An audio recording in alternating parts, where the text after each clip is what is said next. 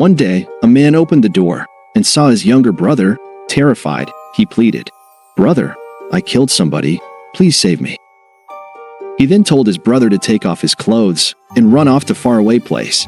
He then took and wear his brother's clothes, and when the police arrived, they arrested him. During the trial, he never said anything. Eyewitnesses pointed at him as the murderer because the brothers look alike. He was found guilty and sentenced to die by hanging. After a while, the younger brother realized his error and returned back to the city to confess his crime. The judge told him, "Son, even if it's true, your brother has already been hanged yesterday. The crime has been paid. You are free to go." But God demonstrates his own love for us in this. While we were still sinners, Christ died for us. Romans 5 verse 8.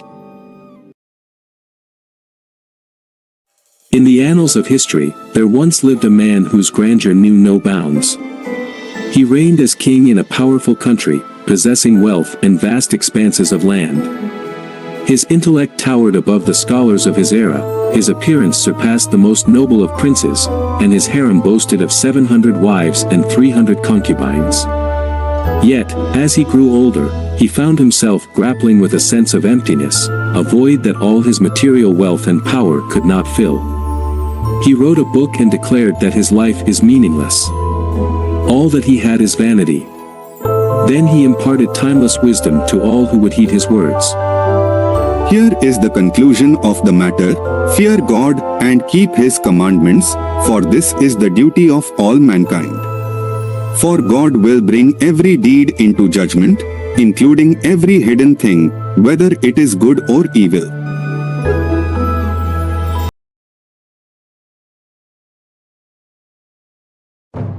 In 1830, a man named George Wilson was convicted of robbing and was sentenced to death.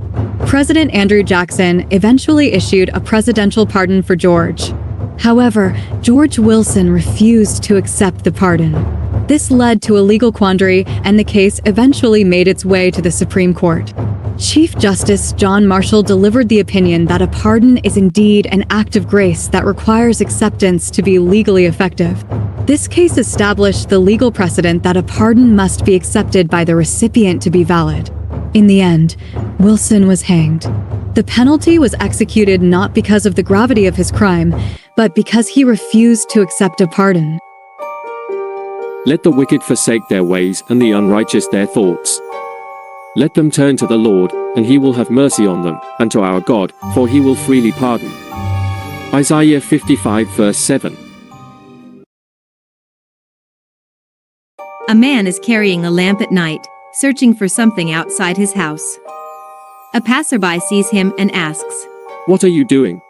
"I lost my key and I'm looking for it." The passerby then joins in the search, and they both look around under the light of the lamp. After a while, with no success, the passerby asks, "Where did you exactly lost your key?" The man points towards his house. "I lost it there, inside my house." The man replied, "Then, why in heavens are we looking for your key here outside?" "Because the light of the lamp is better here outside, so it's easier to search here." Sometimes we search for solutions or meaning in the wrong places because it's more comfortable or convenient. See to it that no one takes you captive through hollow and deceptive philosophy, which depends on human tradition and the elemental spiritual forces of this world rather than on Christ. Colossians 2 verse 8. A man sells an old violin in an auction in the marketplace. He shouted, "Bidding starts at $3. Someone shouted $4, then another for $5. Then an elderly man went to the auctioneer if he could try the violin. The auctioneer agreed. After a few tweaks and fine-tuning, he played the instrument. The sound was so beautiful and the people were mesmerized. Then someone shouted, $100. Another shouted, $500. Still another shouted $1,000.